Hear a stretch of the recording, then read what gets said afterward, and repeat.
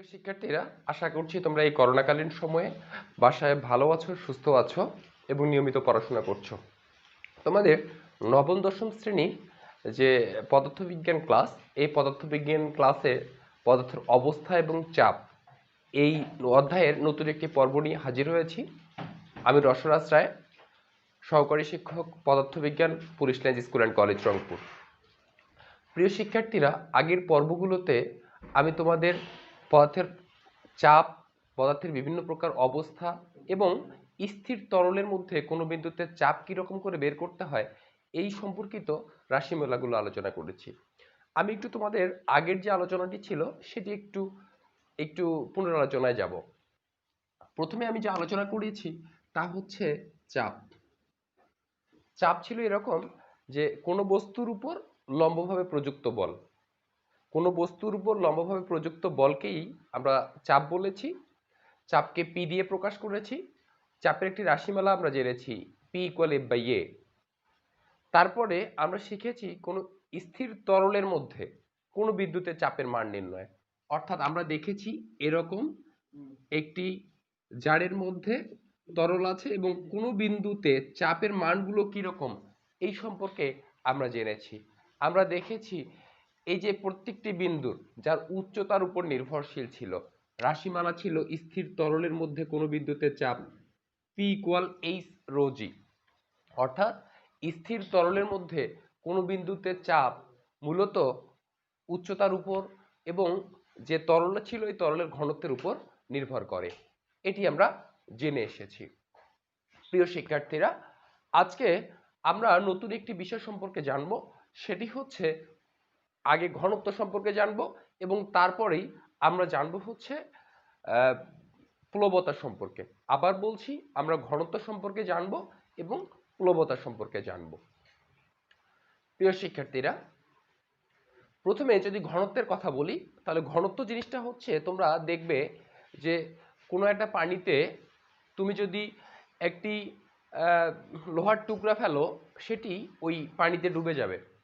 আবার তোমরা দেখবে যে কোনো কোনো ক্ষেত্রে যদি তুমি বরফ পানিতে দাও তাহলে বরফ পানিতে ভাসবে। আবার কিছু কিছু ক্ষেত্রে তুমি যদি কোনো পলিথিনকে পানির উপরে দাও তাহলে সেটিও ভাসবে। এই যে একটা বস্তুর উপরে আরেকটা বস্তু ডুবছে না ভাসছে, এটি মূলত নির্ভর করছে তার ঘনত্বের উপরে। কোন বস্তুর ঘনত্ব বেশি, কোন বস্তুর ঘনত্ব কম। আমি যে এক্সাম্পলগুলো দিলাম এক্ষেত্রে বললাম যে পানির ঘনত্বের চেয়ে লোহার ঘনত্ব বেশি বলেই ওই লোহার টুকরাটুকু পানিতে ডুবে যাচ্ছিল। আবার এই যে বিভিন্ন ধরনের ধরো বরফের টুকরাকে যদি দেই পানিতে তাহলে সেটি ভেসে থাকে। কারণ হচ্ছে যে এই বরফের ঘনত্ব পানির ঘনত্বের চেয়ে কম। আচ্ছা প্রিয় শিক্ষার্থীরা, তোমরা একটা বিষয় খেয়াল করে দেখো যে ঘনত্ব জিনিসটা কি। ঘনত্ব জিনিসটা হচ্ছে একটা এক্সাম্পলের মাধ্যমে তোমাদের জানাই। ধরো একটি রুমের মধ্যে আমি ক্লাস নিচ্ছিলাম। এই ক্লাসে আমি রেগুলার 50 জন স্টুডেন্টের ক্লাস নিয়ে থাকি ওই রুমের মধ্যে। তাহলে যদি এমন হয় যে একদিন বৃষ্টি বাদলের দিন, ওই দিন ওই ক্লাসে শিক্ষার্থীর সংখ্যা কম, ওই দিন ধরো যে 40 জন শিক্ষার্থী উপস্থিতি ছিল, তাহলে আগে যে 50 জন উপস্থিতি ছিল একই আয়তনের রুমের মধ্যে, পরে ওই একই রুমে উপস্থিতি হচ্ছে মাত্র 40 জন। অর্থাৎ আয়তন ঠিক ছিল কিন্তু স্টুডেন্টের উপস্থিতি কম ছিল। এই যে স্টুডেন্টের উপস্থিতি কম, এটিকেই আমরা মূলত বলছি যে স্টুডেন্টের ঘনত্ব কম। তাহলে ঘনত্ব বিভিন্ন বিষয়ের হতে পারে, বিভিন্ন জিনিসের হতে পারে। আমরা জনসংখ্যার ঘনত্ব হিসেব করতে পারি, লোক সংখ্যার ঘনত্ব হিসেব করতে পারি, ভরের ঘনত্ব হিসেব করতে পারি, বিভিন্ন ধরনের ঘনত্ব সম্পর্কে আমরা জানতে পারি। তাহলে এই ক্ষেত্রে আমরা যে ঘনত্বটা সম্পর্কে জানছি সেটি হচ্ছে যে একটি নির্দিষ্ট আয়তনের মধ্যে ভরের উপস্থিতি, এই যে লোহার টুকরা, বরফ, এই যে ভরের উপস্থিতি কি রকম, অর্থাৎ এর উপাদানগত ভর, যে উপাদানগত জিনিসগুলো দিয়ে তৈরি, এই ভরটির উপস্থিতি কি রকম, এটিকে মূলত আমরা ঘনত্ব বলছি। প্রিয় শিক্ষার্থীরা, ঘনত্বকে রো দিয়ে প্রকাশ করা হয়, ঘনত্বকে রো দিয়ে প্রকাশ করা হয়, এটিকে রো বলবো আমরা। তাহলে ঘনত্বকে রো দিয়ে প্রকাশ করা হয়। তাহলে ঘনত্বের সংজ্ঞা যদি বলি তাহলে এরকম হবে যে একক আয়তনের ভরকেই ঘনত্ব বলে। আবার বলছি, কোন বস্তুর একক আয়তনের ভরকেই ঘনত্ব বলে। তাহলে ভি আয়তনে ভর যদি হয় এম, একক আয়তনে ভর হচ্ছে এম বাই ভি, এটি মূলত ঘনত্ব। আবার বলছি যে ভি আয়তনে ভর এম, একক আয়তনে ভর হচ্ছে এম বাই ভি, অর্থাৎ এই যে এম বাই ভি একক আয়তনে ভরকেই আমরা ঘনত্ব বলে থাকি। প্রিয় শিক্ষার্থীরা, তোমরা জানো যে পানির ঘনত্ব 4000 ডিগ্রি সেলসিয়াসে 1000 কেজি পার মিটার কিউব।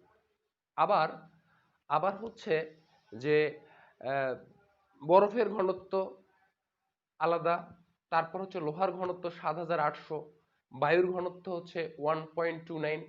এই যে বিষয়গুলো, তো আমি তোমাদের একটি চার্ট হাতে ধরিয়ে দেব। এই যে চার্টটি হাতে ধরিয়ে দেব, এই চার্টটা থেকে প্রত্যেকটা ঘনত্ব সম্পর্কে, প্রত্যেকটা বস্তুর ঘনত্ব সম্পর্কে তোমাদের মানগুলো মুখস্থ রাখতে হবে। আশা করছি তোমরা এই মানগুলো ডিসপ্লেতে দেখে মাথায় রাখবে ভালো করে। প্রিয় শিক্ষার্থীরা, তাহলে ধরে নিচ্ছি যে তোমাদের ঘনত্ব সম্পর্কে ধারণা ক্লিয়ার হয়েছে। এখন আমরা প্লবতা সম্পর্কে আলোচনা করব। আমরা আলোচনা করব প্লবতা সম্পর্কে। তোমরা একটা এক্সাম্পল ভালো করে খেয়াল রাখো তো। ব্যাপারটি এরকম যে ধরো তুমি কোন একটা বস্তুকে পানির মধ্যে সরানোর চেষ্টা করছো, আবার ওই বস্তুটিকে তুমি বায়ু মাধ্যমে সরানোর চেষ্টা করছো। তাহলে খেয়াল করে দেখবে যে যখন পানিতে বস্তুটি থাকবে সেই ক্ষেত্রে বস্তুটিকে সরানো তুলনামূলক সহজ মনে হবে। তুমি যত সহজে পানিতে বস্তুটিকে সরাতে পারবে ঠিক তত সহজে বায়ুতে বস্তুটিকে সরাতে পারবে না। তাহলে এই ক্ষেত্রে কি ঘটনা ঘটলো? এই পানিতে থাকার কারণে এক্ষেত্রে বস্তুটি একটি ভর হারাচ্ছে। এই কতটুকু ভর হারাচ্ছে সেটি হচ্ছে বস্তু কর্তৃক যে পরিমাণ তরল অপসারণ করছে, যে পরিমাণ প্রবাহী পদার্থ অপসারণ করছে, এই এই বিষয়টি এই ততটুকু ভর সে হারাচ্ছে। এখন শিক্ষার্থীরা, এই যে আমি উদাহরণটি দিলাম, এখানে একটা কথা বললাম প্রবাহী। আমি তোমাদের আগেই প্রবাহী সম্পর্কে আলোচনা করেছি।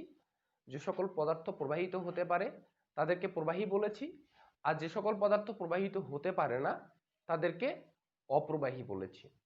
প্রিয় শিক্ষার্থীরা, এখন দেখো আমি নতুন যে টার্মটি সম্পর্কে জানছি সেটি হচ্ছে প্লবতা।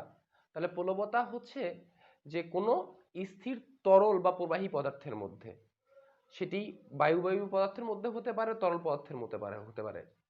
তো কোনো স্থির তরল বা বায়বীয় পদার্থের মধ্যে যদি কোনো বস্তু পুরোপুরি বা হালকা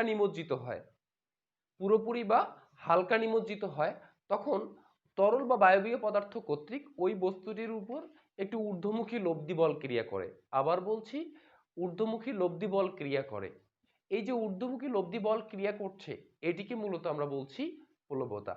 তাহলে প্লবতার মান আমরা কি দিয়ে হিসেব করতে পারি? বলছি বস্তু কর্তৃক অপসারিত তরলের ওজনের সমান। আবার বলছি বস্তু কর্তৃক অপসারিত তরল বা বায়বীয় পদার্থের ওজনের সমান। আচ্ছা শিক্ষার্থীরা, এখানে তোমরা একটি জার দেখতে পাচ্ছ যে এই জারের মধ্যে হচ্ছে পানি আছে। আমরা সেখানে সিলিন্ডার আকৃতির একটি বস্তু বসিয়েছি যেটিকে এ বি সি ডি বলছি। তাহলে এর এ বি তল একটি, নিচে সিডি একটি তল। তাহলে এক্ষেত্রে এই যে এইখানে তরলগুলো ছিল এরা খাড়া নিচের দিকে বল দিচ্ছে, আবার এক্ষেত্রে খাড়া উপরের দিকে বল দিচ্ছে। এরা এদিকে বল দিচ্ছে, এরা এদিকে বল দিচ্ছে। তাহলে প্রিয় শিক্ষার্থীরা, যেহেতু এদিকের বল আর এদিকের বল পরস্পর বিপরীতমুখী, কারণ এটা এদিকে আর এক্ষেত্রে এটা এদিকে, তাহলে এজন্যই এরা পরস্পরকে নিষ্ক্রিয় করবে। কিন্তু খেয়াল করে দেখো এর উচ্চতা h1, এই নিচের সারফেস অর্থাৎ সিডি তলের উচ্চতা হচ্ছে h2, অর্থাৎ যেটি দাঁড়াচ্ছে এই বলের মানটা ওই বলের মানের চেয়ে বেশি। এই বলটি এক্ষেত্রে নিম্নমুখী আর এই বলটি হচ্ছে ঊর্ধ্বমুখী। তাহলে নিম্নমুখী বলের মান আমি বলেছি যে তরল কর্তৃক নিম্নমুখী যে বল সেই বলটি হচ্ছে F1 দ্বারা প্রকাশ করেছি AH1 রো জি। আমি চাপ জেনেছি P ইকুয়াল H রো জি, আবার P ইকুয়াল F/A, অর্থাৎ F ইকুয়াল PA, অর্থাৎ H রো জি, H1 রো জি এবং এর ক্ষেত্রফল, এই যে পৃষ্ঠতলের ক্ষেত্রফল আছে সিলিন্ডারের পৃষ্ঠতলের ক্ষেত্রফল, এই যে এটি হচ্ছে A, তাহলে AH1 রো জি, আবার এই ক্ষেত্রে একইভাবে AH2 রো জি। যেহেতু এই উচ্চতাটা বেশি তাহলে এই বলটার মান বেশি। তাহলে ঊর্ধ্বমুখী লব্ধি বল কত পাচ্ছি? ঊর্ধ্বমুখী লব্ধি বল আমরা যেটা পাচ্ছি সেটি হচ্ছে F2 মাইনাস F1, কারণ F2 এর মান F1 এর চেয়ে বেশি। তাহলে এই রাশিমালা দাঁড়াচ্ছে AH2 রো জি, AH1 রো জি, আমি কমন নিতে পারি A রো জি এবং H2 মাইনাস H1। আমি দেখিয়েছি যে এক্ষেত্রে H2টা পুরাটা এবং উপরের সারফেসটুকু H1, অর্থাৎ পুরোটা থেকে এটা বাদ দিলে H2 মাইনাস H1 এর ভ্যালু হচ্ছে সিলিন্ডারের উচ্চতা। তাহলে AH রো জি, যেহেতু H হচ্ছে H2 মাইনাস H1, এই Hটাকে বলছি সিলিন্ডারের উচ্চতা। এটি হচ্ছে ঊর্ধ্বমুখী লব্ধি বল, অর্থাৎ যেটিকে আমরা কি বলছি? প্লবতা বলছি। তাহলে প্লবতা হচ্ছে তরল বা বায়বীয় পদার্থে কোনো বস্তুকে যদি হালকা বা পুরোপুরি নিমজ্জিত করি তাহলে মোট ঊর্ধ্বমুখী লব্ধি বলটাকে আমরা বলছি প্লবতা। আমরা রাশিমালায় দেখালাম যে এখানে ঊর্ধ্বমুখী লব্ধি বলের মান হচ্ছে AH রো জি। যেহেতু এর ক্ষেত্রফল হচ্ছে A, এই সিলিন্ডারের ক্ষেত্রফল হচ্ছে, প্রস্থচ্ছেদের ক্ষেত্রফল হচ্ছে A, উচ্চতা H, অর্থাৎ আমরা এটাকে ভি রো জিও বলতে পারি। কারণ আমরা জানি যে ক্ষেত্রফলের সাথে একটি দৈর্ঘ্য টাইপ কোয়ান্টিটি গুণ করে দিলে সেটি হচ্ছে আমাদের আসে হচ্ছে মূলত আয়তন, সেটি আসে আয়তন। প্রিয় শিক্ষার্থীরা, তাহলে আমি বলছিলাম যে প্লবতার মান হচ্ছে তরল কর্তৃক অপসারিত, বস্তু কর্তৃক অপসারিত তরলের ওজন। আবার বলছি বস্তু কর্তৃক অপসারিত তরলের ওজন। এক্ষেত্রে বস্তুর আয়তন হচ্ছে ভি, আয়তন হচ্ছে ভি। আমি বলছি তরলের ওজন, তরলের ওজন। তাহলে তরলের যদি ওজন বলি আমরা W ইকুয়াল টু জানি হচ্ছে mg, W ইকুয়াল mg। তাহলে আমরা জানি রো ইকুয়াল m/v, তাহলে m ইকুয়াল জানি হচ্ছে rho V, rho V g. এই যে তরলের ওজন আমরা যেটা পাচ্ছি, এই তরলের ওজন হচ্ছে রো ভিজি বা ভি রো জি, অর্থাৎ এই বস্তুর আয়তন হচ্ছে এক্ষেত্রে ভি হচ্ছে বস্তুর আয়তন এবং রো হচ্ছে তরলের ঘনত্ব আর জি হচ্ছে অভিকর্ষ ত্বরণ। এগুলো প্রত্যেকটির পরিচয় তোমরা ডিসপ্লেতে দেখতে পাবে। প্রিয় শিক্ষার্থীরা, আশা করছি এই যে প্লবতা সম্পর্কে ধারণা আরেকবার রিকল করে নিচ্ছি। উপরের তলে বস্তু বল নিচের দিকে, নিচের তলে তরল কর্তৃক বল উপরের দিকে, এই দিকে এদিকে বল সমান, পরস্পর নিষ্ক্রিয় করে দিবে, এটির মান কম। এই যে উপরের দিকের বলের মান কম, নিচের দিকের বলের মান বেশি, যার কারণে ঊর্ধ্বমুখী লব্ধি বল, ঊর্ধ্বমুখী লব্ধি বল, এই ঊর্ধ্বমুখী লব্ধি বলটার মানটা হচ্ছে আমাদের প্লবতা। প্লবতা হচ্ছে বস্তু কর্তৃক অপসারিত তরলের ওজন, অর্থাৎ বস্তুর যে সম আয়তনের তরল সরালে যে ওজন পাবো সেটি হচ্ছে প্লবতা। প্রিয় শিক্ষার্থীরা, আশা করছি এই প্লবতার যে ধারণাটি, এই ধারণাটি তোমাদের ক্লিয়ার হয়েছে। হ্যাঁ, এই প্লবতাটি এই অধ্যায়ের খুবই গুরুত্বপূর্ণ একটি টপিক। এই জন্য আমি এই টপিক সম্পর্কে তোমাদের সৃজনশীল প্রশ্ন বেশি বেশি করে করাবো। অর্থাৎ এর পরবর্তী যে এপিসোডটি থাকবে এই এপিসোডটি পুরোটাই সৃজনশীল বেস এবং এটি হচ্ছে শুধুমাত্র প্লবতার উপর নির্ভর করে। তো তোমরা অবশ্যই এই বিষয়ে চর্চা করতে থাকবে এবং কোনো কিছু না বিষয় বুঝলে আমাকে জানাবে। ততক্ষণ পর্যন্ত ভালো থেকো, সুস্থ থেকো।